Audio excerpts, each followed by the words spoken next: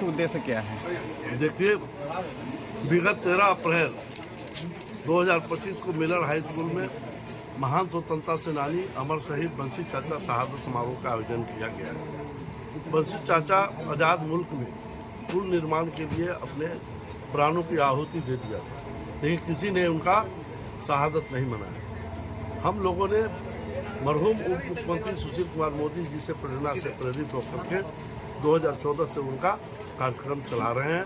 इस बार हम लोगों ने मिलर हाई स्कूल में यह कार्यक्रम रखा है, जिसमें आपके माध्यम से मैं सभी धर्म के लोगों को, सभी जाति के लोगों को अनुरोध कर रहे हैं कि आप हजारों की संख्या में मिलर हाई स्कूल में आकर के शहीद के प्रति श्रद्धांजलि दें।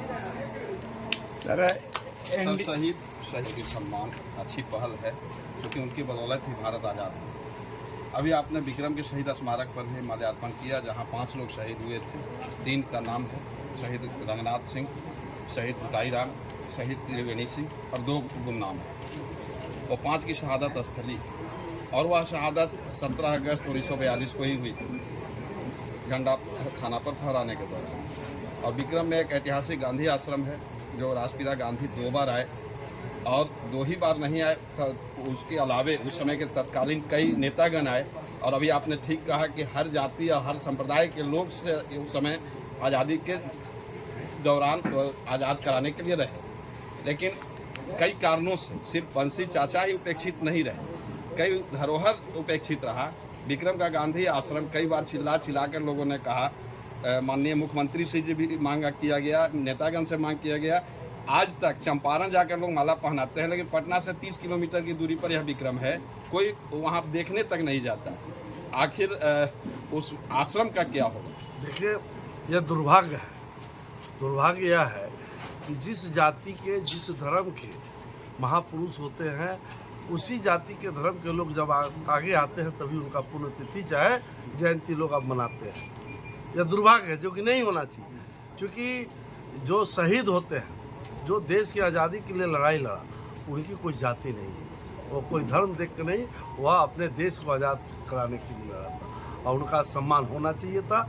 हम लोग इसके बारे में बैठेंगे, समझेंगे, और उनका भी सम्मान के बारे में सरकार को लिखने का काम समुदाय करेंगे। के ही अधिकांश लोग, यहाँ तक कि विक्रम के हरिहर साहू की माँ, वो उस समय का लिखा हुआ है, वो रसोईया का काम करती थी। सेनानियों को, जो नेता बाहर से आते थे, उनका खाना बनाकर खिलाती थी। वैसे समुदाय के भी यहाँ के कई लोग उसमें हैं, फिर भी यह उपेक्षा। तो हम आपके माध्यम से, चूंकि बिहार सरकार मंत्री भी है, हम चाहेंगे कि इस गांधी आश्रम का उद्धार हो। वहाँ पीने का पानी एक बहुत पहले लगाया गया, वह भी उपलब्ध नहीं है। आश्रम में सत्संगी लोग आता है, कई नेतागण भी आते रहते हैं, लेकिन वहाँ पीने का पानी चापाकल तक नहीं। आप एक लिखित रूप से हमें दे देंगे, हम सरकार में इस बात को रख करके चाहेंगे कि यहाँ पर उनका भी मूर्ति का स्थापना हो और उनके नाम पर भी शहादत मिले। सर, अभी रामनवमी है सर, रामनवमी में सुनने में आ रहा है कि प्रशासन की तरफ से डीजे बजाने के लिए मना कर रहा है, साउंड लाउड स्पीकर बजाने के लिए मना किया जा रहा है। देखिए, डीजे और लाउड स्पीकर बनाने के लिए सरकार मना नहीं करती है, लेकिन किसी बात के लिए कुछ ऐसा आवाज़ नहीं निकले, लाउड स्पीकर या डीजे पर ऐसी गाना नहीं बजाई जाए जिससे कि सद्भावना नहीं। यहाँ प्रशासन के द्वारा दिक्कत सख्त मना किया गया है कि किसी तरह का बाजाने, लेकिन अगर उस हुजूम को कुछ निर्देश देना हो तो उस भीड़ में कैसे उनको कुछ निर्देशित किया जाएगा? दरअसल देखिए, हमने कहा ना, सरकार की मंशा ऐसा नहीं है किसी रामनवमी पर डीजे या कोई लाउड स्पीकर पर बैंडिंग लगा, लेकिन उसमें कभी कभी कुछ उदंड टाइप के लड़के अश्लील गाना बजा देते हैं, जिससे सद्भावना बिगड़ जाती है।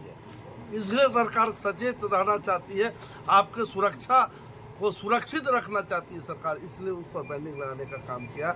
ऐसे और कोई मंशा सरकार की नहीं। सर, बैन की बात किया जा रहा है, लेकिन 4 दिन पहले ईद था, तो वही डीजे चल रहा था सर। अब इस पर बात करेंगे प्रशासन में, सरकार से।